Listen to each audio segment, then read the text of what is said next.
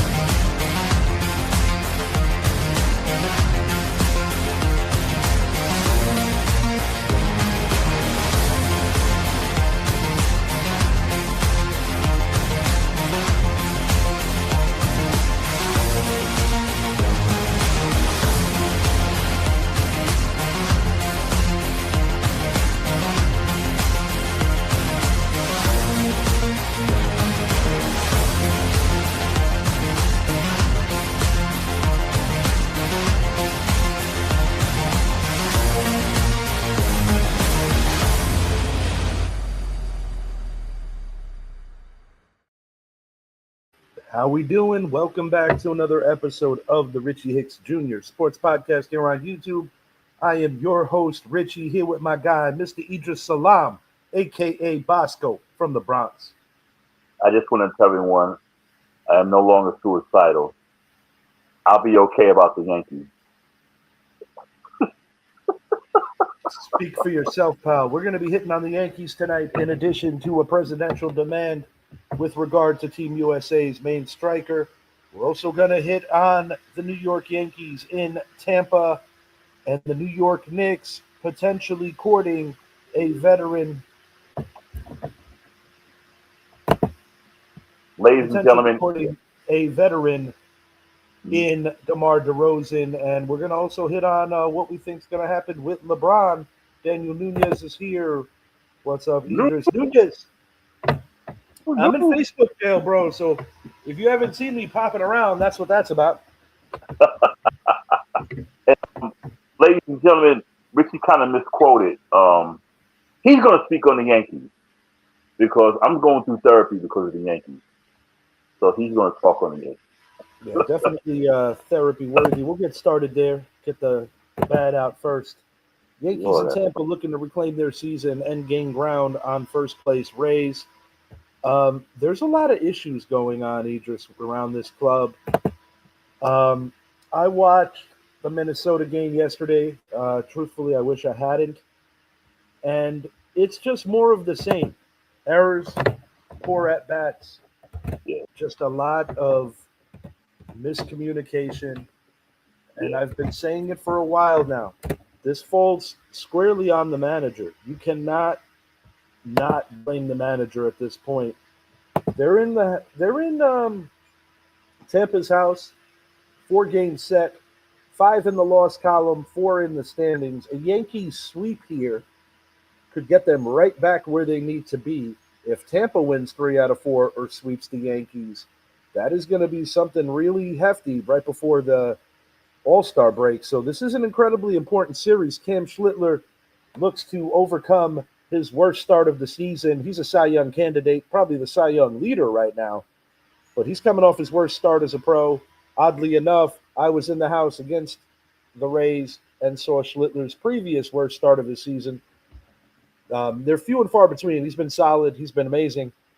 But the Yankees are going to need him to be all that tonight and hopefully gain the first punch in this 4-game set. But Tampa's been playing lights out, one of the hottest teams in all of baseball.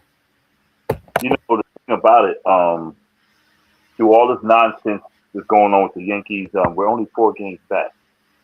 You know, 5 in the loss column, but so God, look at us, we're 1-9 in our last 10. So we're not out of it. I mean, like Megan spoke earlier in the day. It's a good thing the AL is down this year, especially the AL East, because looking at our record and look how we've been doing over the past, ever since Judge went out, past So we look like the White Sox looked last year, and it's crazy how the White Sox are in first place in their division. I don't really take much taking the stake the Central, but still, they're like right behind us, dude. That's insane.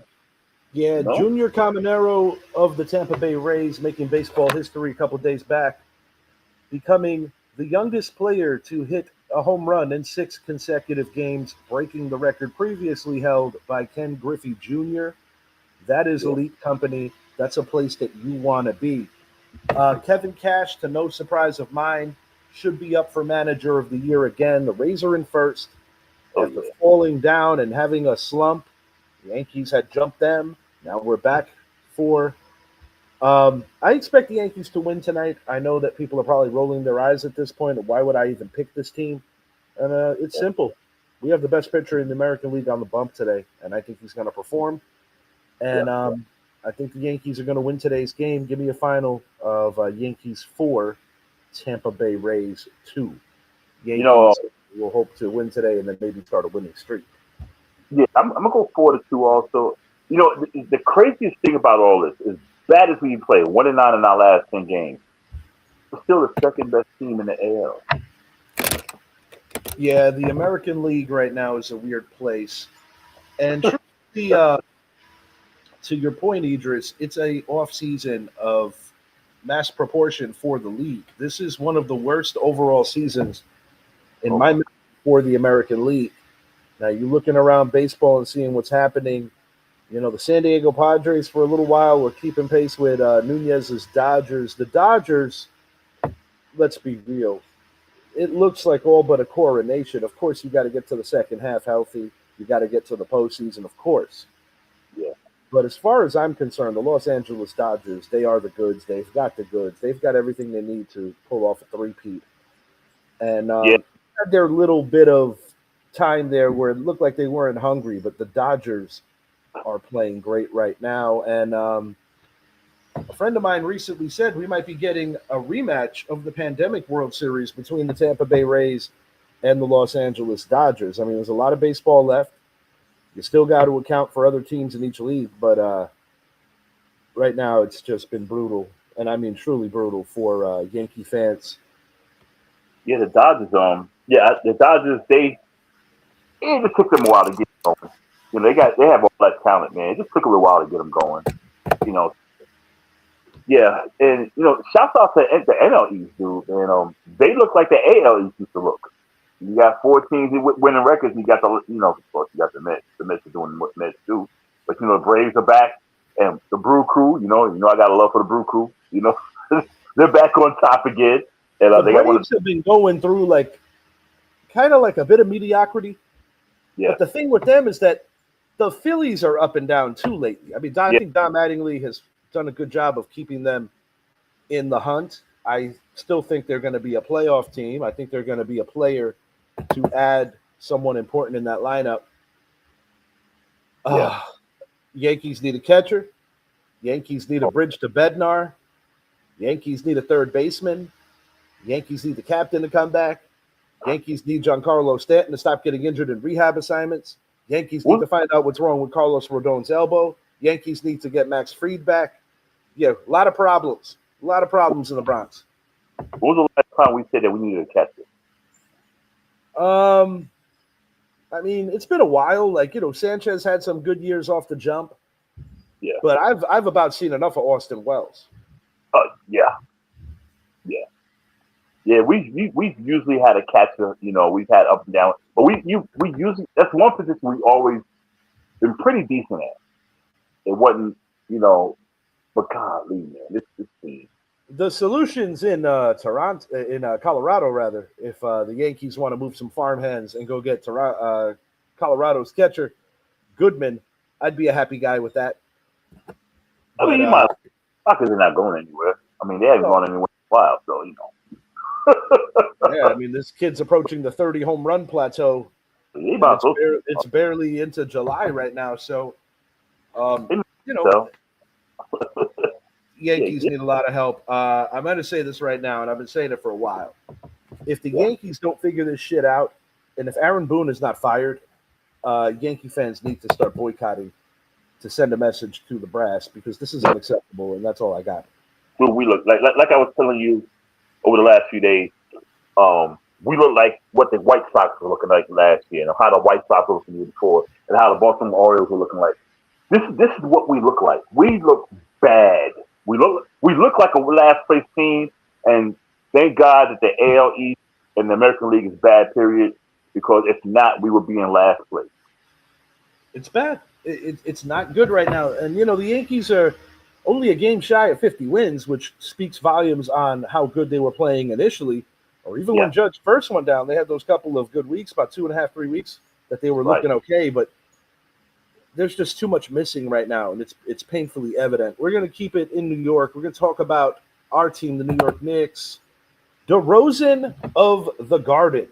Knicks can make an offer to one of the best available free agents as it appears that they are out on LeBron James.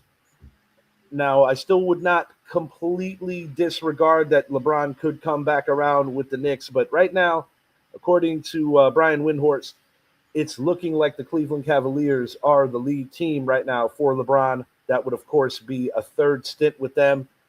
He helped them win their only championship ever against the Golden State Warriors coming back from 3-1.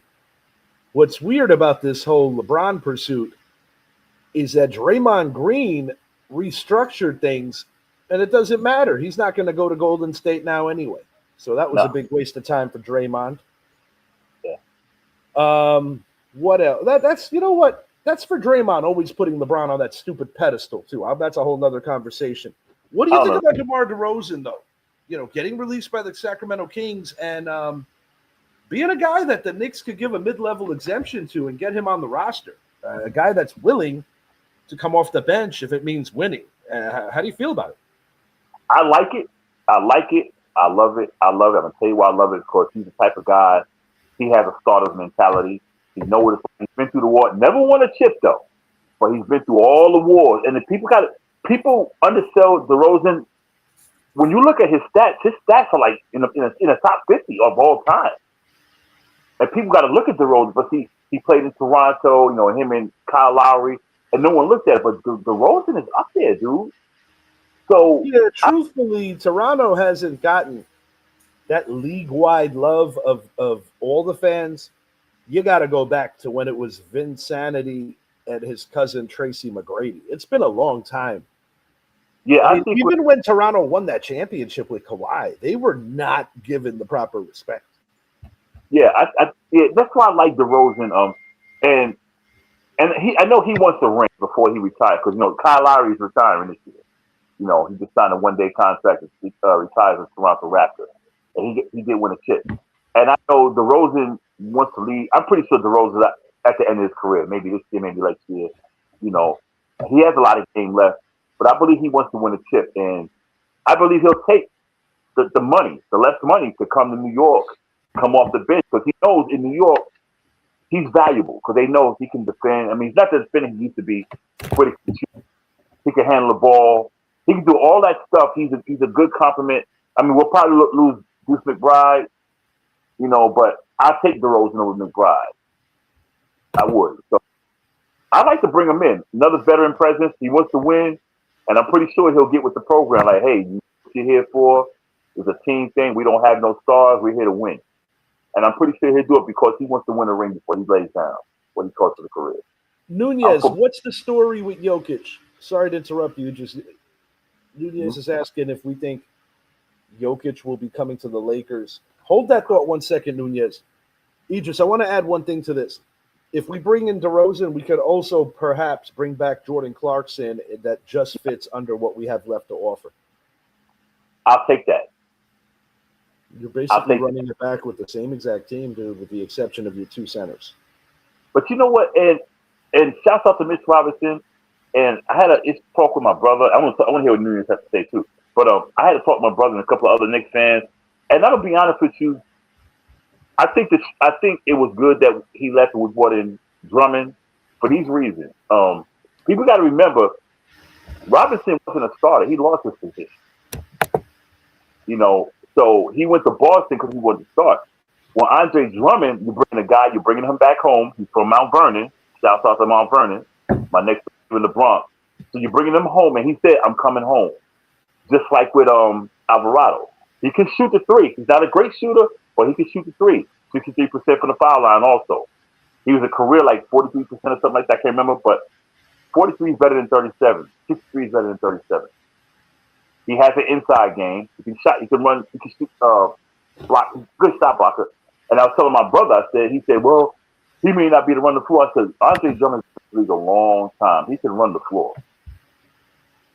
I said, I think we did good with Drummond. You know, he's a little older than Mitch, but he has more. His skill set is better than Mitch's. And I'm not knocking Mitch, but Mitch couldn't shoot a foul shot to save his life, and he had no mid range to where Drummond. Yeah, Drummond's at least lurking around 65% from the line, which ain't too bad. No, it's not too bad. For your center, you want that. I mean, because centers usually don't shoot. You know, Wemby's an exception, but we're in a whole different game. But centers usually shoot around 65%, maybe 70%. They're not the best people. You go back to Jabbar, you go to Kareem. I mean, Kareem, Wilt, all of them like 60%. Kareem was a good one though. Kareem was special, but I like what we're doing. We're bringing in guys, and I know Drummond. He's getting that age too. He's home now. He's a Mount Vernon kid. He gets to play in front of his own town.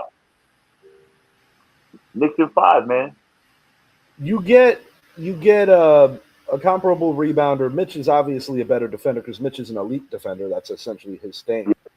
No doubt. But I do like the fact that you get a little more of an offensive-driven center to back up Karl Anthony Towns, and there will be a third center, even if it is produced in a way towards like the beginning of the season where you're trying out guys for 10-day contracts and seeing who sticks. That you're obviously going to need another body. Nunez is saying before the season starts, about 85% chance Jokic will be a Laker. That's what Nunez says. Well, I mean, Nunez, if you bring in Jokic and you bring in McClung, you guys have the starting 5-4. Oh my goodness! The Snowtime Lakers. You know what? And hey, Nunu, I'm gonna tell you now, I no longer hate the Lakers. So me and your little war about that, we are now buddies. Now Philly, we're gonna argue Philly and New York for the rest of our lives, but Knicks and Lakers, I can actually say I don't hate the Lakers anymore. Jonathan Kuminga agreed to be a Laker as well. Yeah, it's a weird changing of the guard, like completely now. I mean, not that there was any question that it was Luka's team. Yeah, you know, Luka has earned the right to be the new face of the Lakers. The Lakers have always been good at that. They never really go a long time without having a face of the team. You know, in my lifetime alone, Kareem Abdul-Jabbar, Magic Johnson, Magic passes it to Shaq a few years later. It's Shaq's team with Van Exel, Eddie Jones, Sabalos, and them. Then it's Shaq and Kobe. Then it's Kobe. And pretty much not long after Kobe left the NBA, it's been LeBron, and now it's Luka. So that's basically the guys. I'm not going to lie, bro. To see the Snowtown Lakers. No, it's kind of funny. But I will say this. Any team with Jokic and Luka together, they are a certified contender to wreak havoc in the Western Conference playoffs. I want to see it, though. I want to see the Snowtown Lakers. And I hope white people don't get offended by it, but that would be dope, dude. That would be dope. No, it is kind of dope because when's the last time you actually saw this shit? You got to go way back to the 80s Celtics. And even that's not going to be the proportion that we're talking about with starters here, especially if Jokic comes over. Nah, man, you got to go back to the freaking Kentucky, Adolph Ruff, Kentucky Wildcats back in the 60s. Because I want to see it because, you know, if you got Luka, you got Jokic, you got Austin Reeves who can ball his ass out. Now, they lost Hachimura. But golly, I mean, that would be a good team, dude. I mean, all jokes aside, I would like to see them because you got Luka and Doncic. Luka and Jokic. They both can play at the top of the key as a guard and dish. Now you figure you got Luka up there at the key at the line, and you got Joker down low, and you got God. That team would be fun to watch. No, for sure, and definitely present more of a challenge. I thought it was impressive that with Luka being hurt, they were actually able to make short work of the Rockets. But truthfully, during the course of the regular season, when I knew the Lakers had the Rockets' number was when they had those back-to-back games in Houston. Yeah. And I never saw Kevin Durant look so lost on the way the Lakers were trapping him, taking him completely out of his game. Kevin Durant cost me money that night because all I needed was 2 field goals in the second half from him to secure like a decent bag. But no. I don't think I think he didn't even shoot. I think he took he scored the final layup of the game. He needed 2 buckets in the second half to secure my ticket because Austin Reeves, everybody in that game came through for me. I remember that game. Yeah, I remember that game because in the second half, I remember that. But what was weird about it was that it was a carryover from in the next game. At that point, I knew the Lakers had their number. And then, oddly enough, Durant doesn't suit up for the first round. Not that I think it really would have mattered. And, as much as I'm not a LeBron fan, Nunez, I do like Quentin Grimes. Walker Kessler, he ain't bad, but I do like Quentin Grimes. Yeah, Q Grimes he's gonna be something else. And I remember a few years ago someone said when New York and LA basketball is doing good, NBA is doing great. And New York basketball is back. I think Boston will have a resurgence. And I think the Lakers, with the team they're building now, I think the Lakers going to be real. Because now they got younger. I mean, I think the Celtics resurgence is going to have to wait a couple of years. Yeah. But if they see it through, yes. I think Philly, right now, at least on paper, is the biggest threat to the Knicks to dethrone them as the Eastern champions. Yeah, the Philly has to win. They have to win because they gave up a lot to get Jaylen Brown. I'll be honest. I have a feeling that although LeBron is flirting with Cleveland, Philadelphia is the biggest threat to take LeBron, and that would certify them. That would certify them for sure. Yeah, it's crazy how everyone's trying to come to the East, and I'm going to use the same thing people used years ago. All of this to beat the Knicks, to beat Brunson. Everyone's trying to line up Boston and Cleveland and Philly, and everyone's trying to get these players. And I tell you the truth, if Paul George going to the Celtics, now that I think about it, I don't like it because Paul George doesn't show up in the playoffs. He's the light-skinned James Harden, because he's a light-skinned James Harden. He really is. I don't trust him and stay healthy. So I think he's. In my opinion, and I'm a tough critic. I don't think he's great, but I think he's a damn good player. But great, I'm not going to call him great. That's my opinion. Wherever he went, he couldn't get it done. You were supposed to be a superstar in this game. You've had some great players around you, but you can't seem to do nothing. You didn't do nothing in Indiana. I think Indiana was his best year. My opinion. It's my opinion. And I might be wrong. No, you're not wrong. They were most definitely his best years, and I distinctly remember that Indiana team knocking Melo and the Knicks out of the playoffs in round 2. Yep. Melo was playing with a bad shoulder. That's the best that any team that Melo was on in a Knick uniform did. And that's why I was laughing so hard about the way that people talk about Carmelo Anthony and being one of the greatest Knicks of all time. It's insulting to me. It's truly insulting. It is. So I like the East though. I like the East. I think Boston will be competitive. I think Cleveland will come back. I think it's know if they get LeBron or not. Because if they don't get LeBron, they're gonna have problems. Because I heard that they might have to let Jared Allen walk. Yeah, honestly, I think Jared Allen was walking whether LeBron came or not, because LeBron is in a similar situation that he would have been going to the Knicks, where you could make like a mid-level exemption for him. Now, if I'm LeBron James, the two teams that I'm considering going to, it's San Antonio or the Knicks. I do find it kind of intriguing that Rich Paul said that if the Knicks didn't win the title, LeBron would already be there. I don't know. I get the narrative-based stuff, but having said that, this is not the similar thing to Kevin Durant because of the sheer fact that LeBron's already won in multiple places. And anybody who watches my show knows that I'm not a huge LeBron fan. But that doesn't mean that I'm going to skew facts just because I don't like the guy. He wouldn't do it. I don't think we're looking at him anymore. I mean, I believe Leon Rose when he said, we're good. Because you bring him in, where would you put him? He just wouldn't fit the scheme, the way we play. We play rotation basketball. It's like that dribble drive that John Calipari created. No, I don't think we're going to get him. But what I'm saying is I think there's always room, and I think he fits, because what I like about bringing in a guy like that is that he's a supreme ball handler, and it does take pressure off of the guy in our avatars. But he also holds the ball too long. I agree with that, too.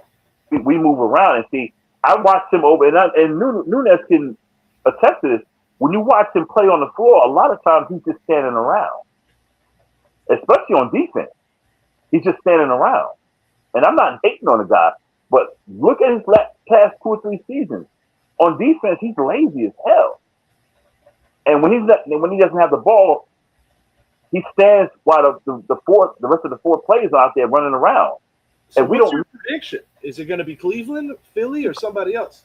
I think it's Cleveland, but I don't think Philly's out of it. It's weird. I don't understand what he wants out of this season, because I don't necessarily think I don't think he meshes well into what Cleveland does. I mean, maybe because they feel that him being a facilitator could potentially be better. Because if you revisit last year's ECF, it was Donovan Mitchell and it was Jared Allen a little bit, but there wasn't a lot of help. And see, I think he'll go to Cleveland, but I don't think it'd be a good fit because, like I said, if they keep James Harden, they may not, but if they keep James Harden and you got Donovan Mitchell, how does that work?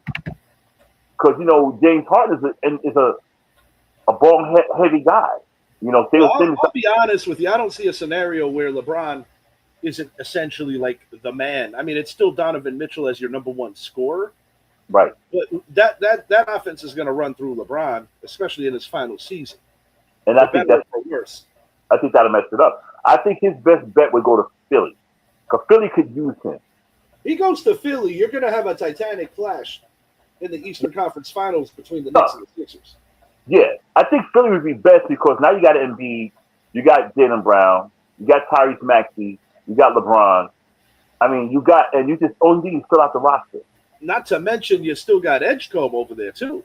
I forgot Edgecombe. Edgecombe's like he's on the come up. He's a good player.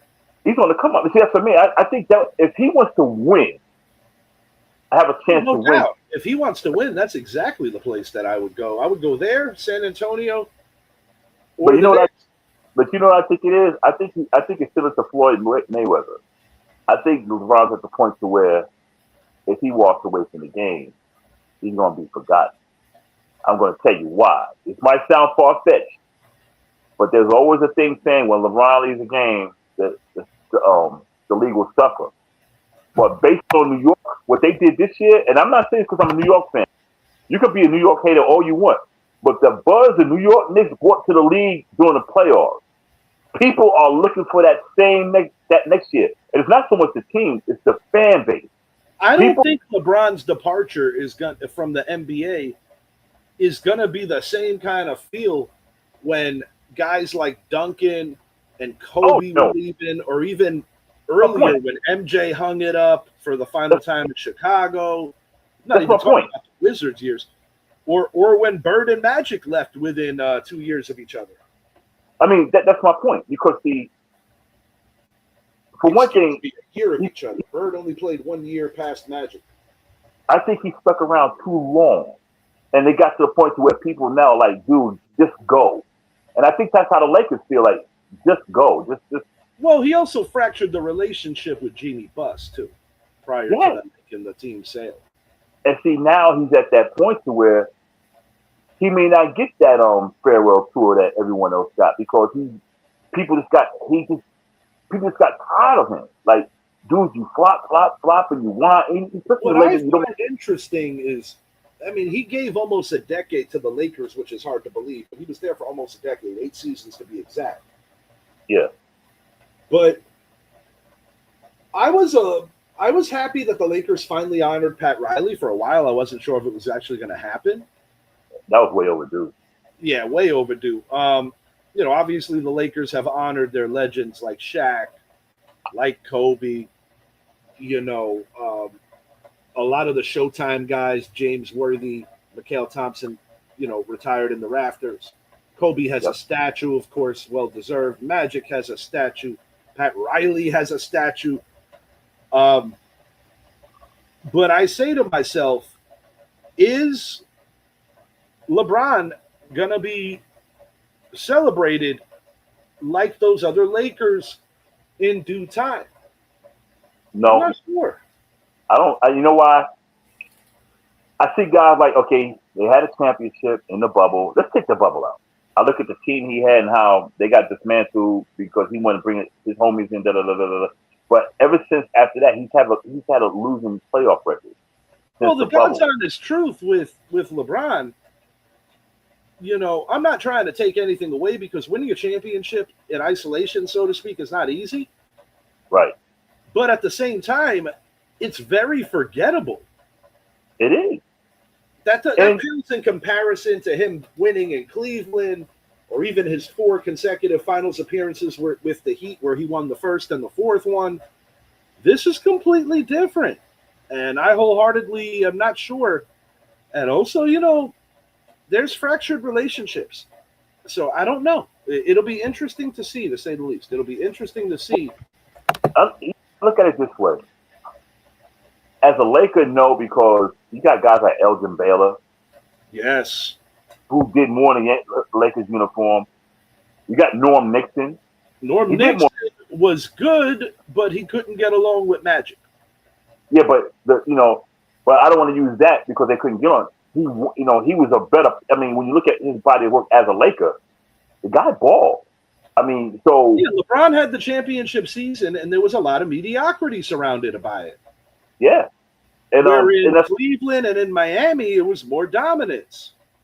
Exactly, and so that's what I mean. Overall, of course, he's one of the greats. But as a Laker, I say a Laker. I just seen him as an average, a great player. But I think his Lakers years was very good. That's the best I can say because you only brought one title. They gave you what you wanted to win. You got swept twice as a Laker. And the other ones you got like 4-1. And having that losing record with all those future Hall of Famers, it's pretty wild. So I say no. I mean, I say no. That's just not. No. We're going to see how it plays. It's going to be interesting. We visited this topic a while ago, a couple shows back. I want to revisit it. Fat Joe talking too much. John A. Light, former capo for the Gambino crime family, turned government informant. Fat Joe put on the Joe and Jada show. He didn't name him. He called him a rat. This opened up a whole can of worms about who's who in terms of street credibility and beyond. John A. Light, to my understanding, was recently arrested. The accusations are pretty heavy that John A. Light said about Fat Joe, calling him basically a piece of crap, saying that he was involved with underage girls. just really going in on him, talking about how he screwed over the original Terror Squad, mainly Cuban Link, and of course the legendary Big Pun. I'm not convinced that this one's just going to go away. Me neither. I'll be honest with you. Oh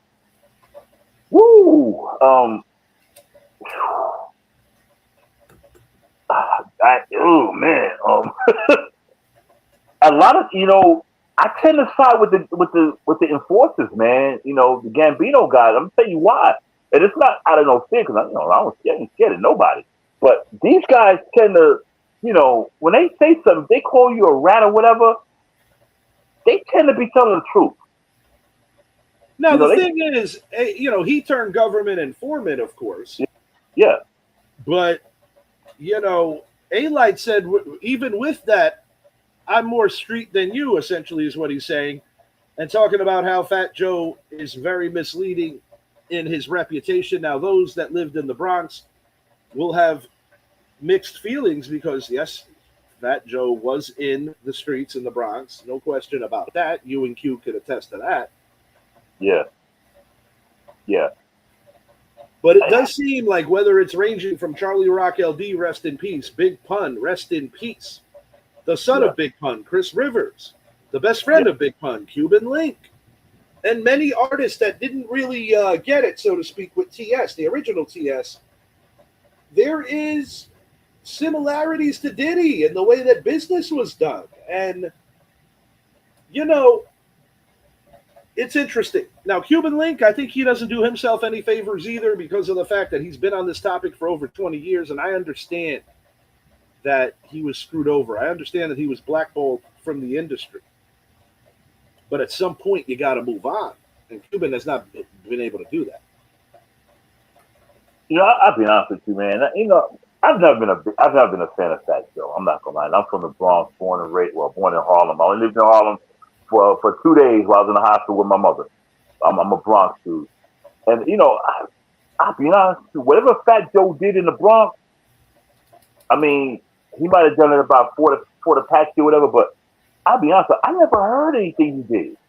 I started hearing stuff about him once he started getting, famous after the Big Pun thing. But even during his Big Pun day before that, I never heard nothing out of Fat Joe. That's just me. And with Jody, Joey Molino, he's legit. I followed Joey Molino when he was with the mob. He's legit. Him and Stephen A. Smith are buddy. I don't know if you know that. But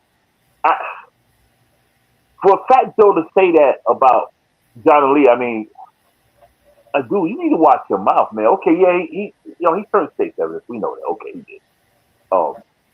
But he gotta watch his shit, man. I mean, Fat Joe, I've never been a fan of him. I'm still not a fan of him. I really didn't like much of his music. I'm still not a fan of the dude, man. I think he talks too much. He does exactly what John Lee is saying. He talks, he doesn't know when to shut the hell up. And I do find it kind of comical how suddenly he's a Knicks super fan. Exactly. How many times did we see him over? Because, don't get me wrong, he was at the Garden back in the day. I could attest to that. I met him at Madison Square Garden. Yeah, but he wouldn't know. But he wasn't no super fan like a Ben Stiller or a Spike Lee or some of those other cats, and I'm not even going to entertain that. Yeah. But, it is what it is, and it's like certain people, it's like a lot of instant gratification that they need, and like it or not, as far as I'm concerned, Fat Joe is of that cloth. But similarly to how a lot came out about Diddy, I don't know, man. I guess we'll just wait and see. But that's what I got on that. President Trump gets red card overturned for the USA's main striker. What are your thoughts on this one? I don't like it for the sheer fact that if Team USA wins the World Cup, I feel that there's a bit of a asterisk or a black cloud next to it, whether it's fair or not. Well, I'll be honest with you. Remember back in the day, and this is with the LeBron thing, when they said even with the Colin Kaepernick thing, keep politics out of sports. Shut up and dribble. This is what I say. Shut up and be president. Well, that's the funny part about it. It's a double-edged sword and a double standard when it comes to him. And, what I find comical about this whole thing is a man who claims to be such a fan of the New York Knicks did not open his yap not once about how poorly the Knicks were getting the business in the NBA Finals. Right. And I don't know. It just seems like there's nothing off limits that he wants to kind of butt into, but it's a bad look.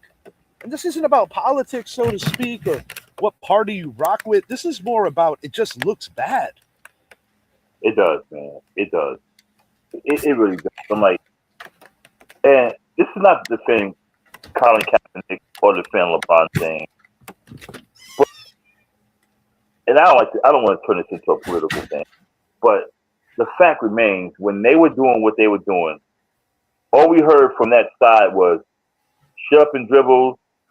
Don't put politics and sports. Politics and sports should be together. All this stuff, everything. But that's the point I'm making. But when he feels fit for it, he's always down to use a sports platform to push an agenda.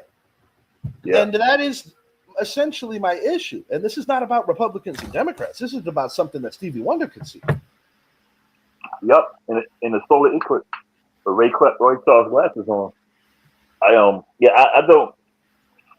I think it's hypocritical, and I know people from his side. You just hate Trump. No, I'm using the same standard that they put on Colin Kaepernick and LeBron James. Y'all said, "Shut up, play sports.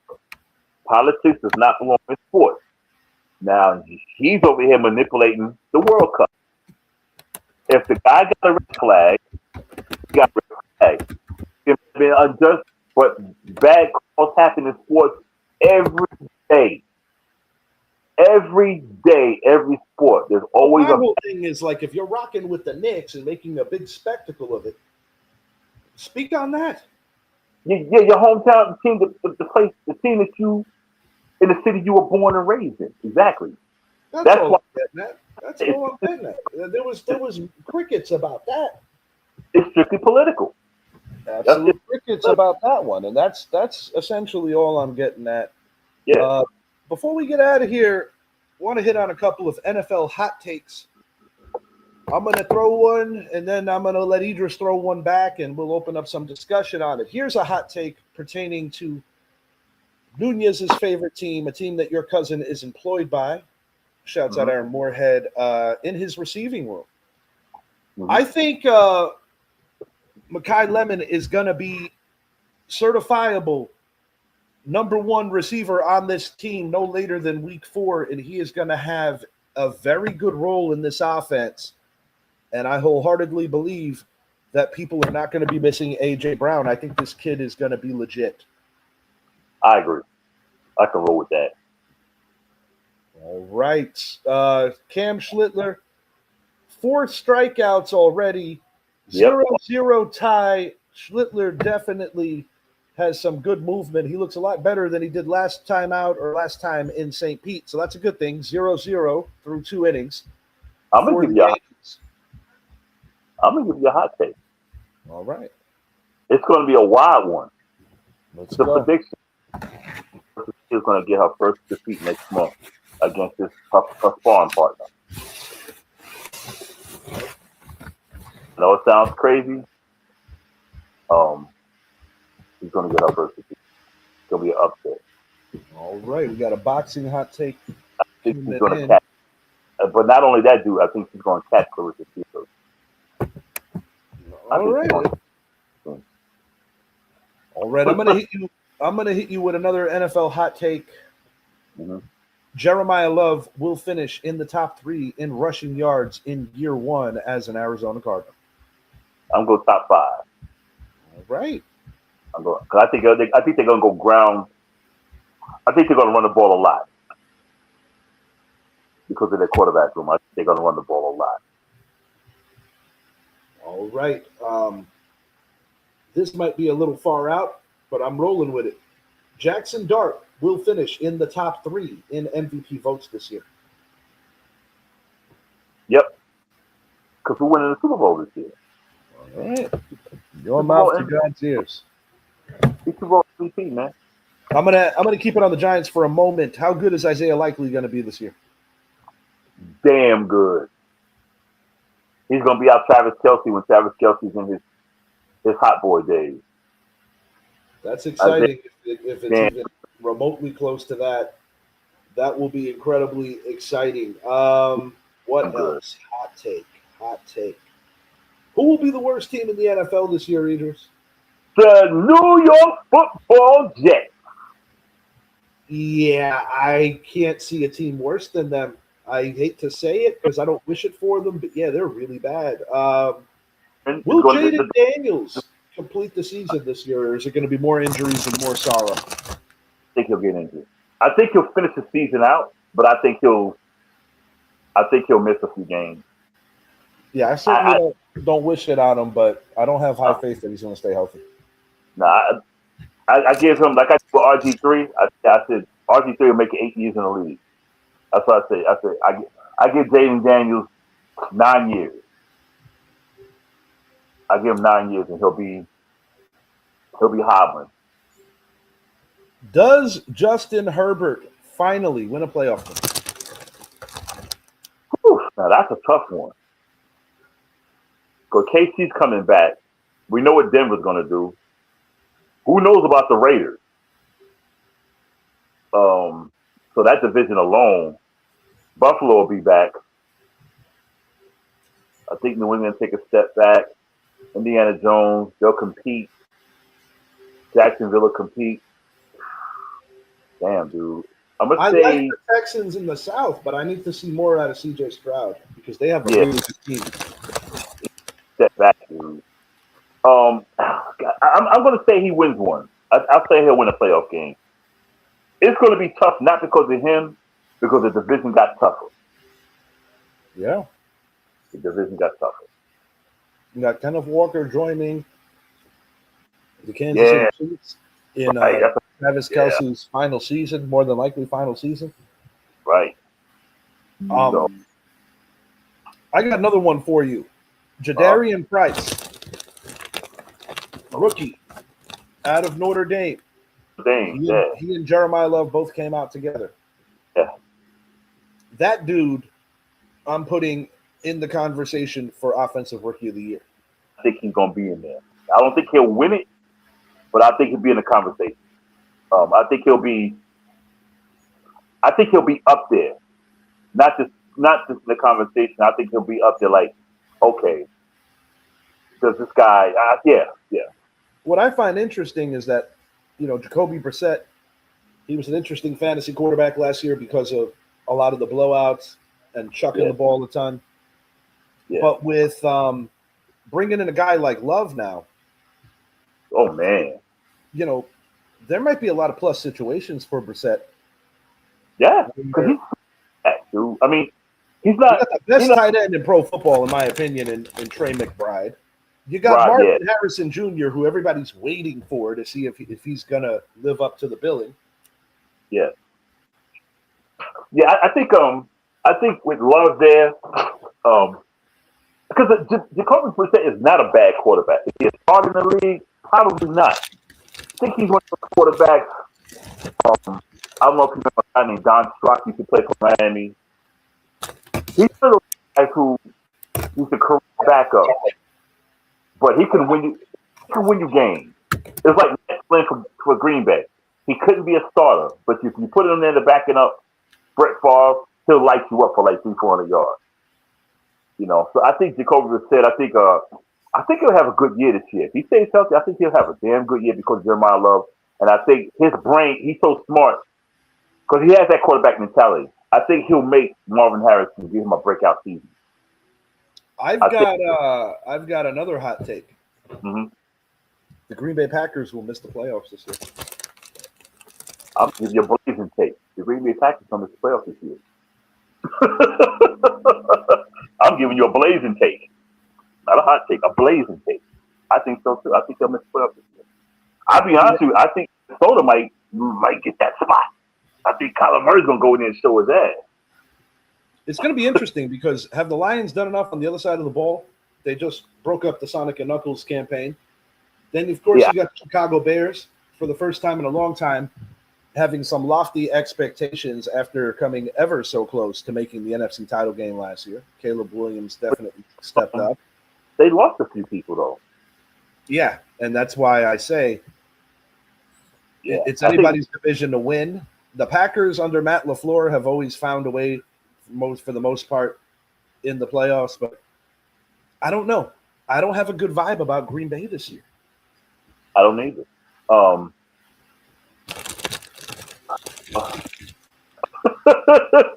I don't either, man. I think Malik Willis is his name right now. I think he'll do good in Miami. I feel with I think Tennessee let him go too soon. They never gave him a chance to prove himself. Yeah. And we've seen what he's doing, what he did in Green Bay. Yeah. And I think he's going to go down there in Miami. And I think Miami will still struggle, because they got a lot of work to do. But I think he'll give the team. I think he'll give the fans something to think about. Like, yeah, we got a young quarterback. It depends if he's the starter, because they still have Ewers down there. So that's going to be my hot take. Minnesota Vikings win the North. Yeah, I can go with that. Because you got Kyler Murray, and he's playing indoors now. Yes, indeed. Oh my goodness! Now I don't know what he's going to do when he go to Green Bay or go to Chicago, because it's cold in Green Bay. It's cold in Chicago, But the great thing is he gets a chance to play. He gets 8 games inside the dome. He gets another game in Detroit. So he has 9 games at least that he's inside. So the New York Giants, Philadelphia Eagles, San Francisco 49ers. One of them is going to miss the playoffs. Which team? Philly. And I'm not because I ain't a Philly fan. I think Philly. The reason I say Philly, not because of them, I think because the division's got tougher. I think Dallas has gotten tougher. Well, truthfully, I see the NFC West sending 3 teams. I think the 49ers are going to get in addition to defending world champions, as well as the team they beat in the title game, the Rams. That's 3 right there. Right. I got New Orleans winning the South. Yeah. I've got the Cowboys winning the East. And Minnesota winning the North. So for the 7 seed, I have a feeling the New York Giants and Philadelphia Eagles are going to be fighting it out. Yeah. And our division, the way we played last year and the way we've got, like, Dallas has gotten better, we've gotten better. I think it's going to be a fight. I think it's going to be another NFC beast. We'll see what Washington does. But I just don't. I think Dan Quinn. I think his head is on the table, man. If that team doesn't produce this year, I think they're gonna put his head on the table. And if people don't know about putting his head on the table, think about the pig with the apple in his mouth. He's cooked. I think if they don't do something this year, if they look like trash midway through the season, I think they fire him. This is my last question regarding the NFL. Yeah. Aaron Rodgers, Mike McCarthy, a reunion. Does it end in a happy, surprising way? Yeah. But I think they win the North. That's the toughest division right now for me to pick, and I'm not going to commit to anybody yet. It's easy for me. I'm going Pittsburgh without a doubt. Now, I do believe Cincinnati will pull up I think they will compete. I really do. I think B.J. Hill, Dexter Lawrence, I think that defense got better. And their back end got better too. They're going to be an interesting team this year. Bro. Of course, you got the old man backing them up. We already know what he. I think Cincinnati. I feel they might only get one team in the playoffs, which will be the division winner, because I think the AFC West with Denver. I still call them San Diego. Denver, the Chargers, KC. They could get 3 teams in that. They could. Then in the South, you got Indy and Houston. I think those two, and you still got Jacksonville. You know, I think that division is tough as well. So they might get one out of that one because it's, you know, the East. I think Buffalo in the East. I think New England takes a step back this year. And I think they missed the playoffs not because they're not a good team, but just because I think other teams got better. And I think the thing with Danaricini, I think that might. I mean, it's far-fetched, but who knows? It might have an effect on the team. Who knows? The reason why I don't feel that New England misses the playoffs this year, I wholeheartedly believe that you get free 4 free games. The Jets and the Dolphins. I'm not going to put the. You know what? I'm going to good this year, but I'm not sold that the Dolphins will be scrubbed because last year, through all the nonsense they went through, towards the end, dude, they looked pretty good. You could tell people checked out, but and you know, Malik Willis, man. So I don't know, man. I'm not gonna call that a freebie, and I wouldn't call it just a freebie because when the Jets play Miami, when the Jets play New England, you never know what you're gonna get, no matter how good or how bad the teams are. But I think they'll miss it based because of the AFC West and the AFC South. Because the South could get 2 teams depending on what happens. They can get Houston. They can get Houston, Jacksonville. They can get Jacksonville, Indy. They can get Indy. You know, they can get a combination 2 out of that 3. My one dark horse this year in the AFC, and I don't know if this dark horse means that they're going to make the playoffs and that they're going to be significantly improved. Mm-hmm. The Tennessee Titans.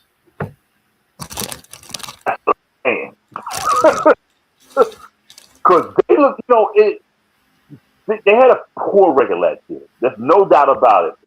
But God, they look good, man. They was one of those teams who a bounce here, a bounce there. If they had some experience, they might have won more games. Because, oh man, they rebuilt that team, dude. They rebuilt that team. They got the right people in place, coaching wise. You got Rob Sella. Oh God, man. You got Brian Dable on the offensive side, and Brian Dable is an offensive guru. He may not have done well in New York because I think his ego got to him. But for him to have young Cam back there, and then he has his boy, you got Wandell over there. You got Cody. I'm going to say Cody Bellinger. I'm thinking baseball, man. Yeah, Daniel Bellinger in there. Yeah, I'm thinking baseball. Go Yankees. You got him. This dude sounds like he shoots weak loads. Sorry. Man, you talk about leaving yourself open for the easiest comeback. What are you talking about? I don't know, man. There's some weird people on YouTube. Yeah, for a named root vegetable, I don't think you need to be talking, homie. Yeah. We have credibility, homie. Acting like I don't know your mother. Okay. At any rate, he is Idris, and I am Richie. Thanks for the fill up, though. Thanks for the view. Yeah, thanks for the view. I have no idea. Mario, was that you? Yeah, I got this crazy ass cousin through marriage that would say some dumb ass shit like that. Man. But at any rate, he's Idris, and I am Richie. If you haven't already, please make it a point to like and subscribe to the channel, the Richie Hicks Jr. Sports Podcast on YouTube. Check out Grown Man Energy, Volume 1, Old Man Energy, excuse me, Volume 1, Volume 2. You can find that on all streaming platforms, Big Bosco Productions. And also check out our friends at the Casual Convo Show every Monday and Wednesday night, 8 to 10 p.m. Anything you want to add, Idris, before we get out of here? Giants win the Super Bowl, baby. Giants win. Let's go. All right. We out. Peace. Big energy, we ain't playing nice. Kings of New York, ain't no rolling dice. Flexing on these bitches, we the real deal. Ain't no stopping us, this is how we feel. The Bronx, Manhattan, Brooklyn, the island of Queens, we ballin' hard. Fulfilling all our dreams, thugging through the hustle. Got that grit and grind in this big Nick energy. energy, we forever shine, so let them know we rockin'. From the garden to the booth, Knicks in the building, bringing straight up truth. With our heads held high, watch us rise and transcend. Big Nick energy, this is just the beginning.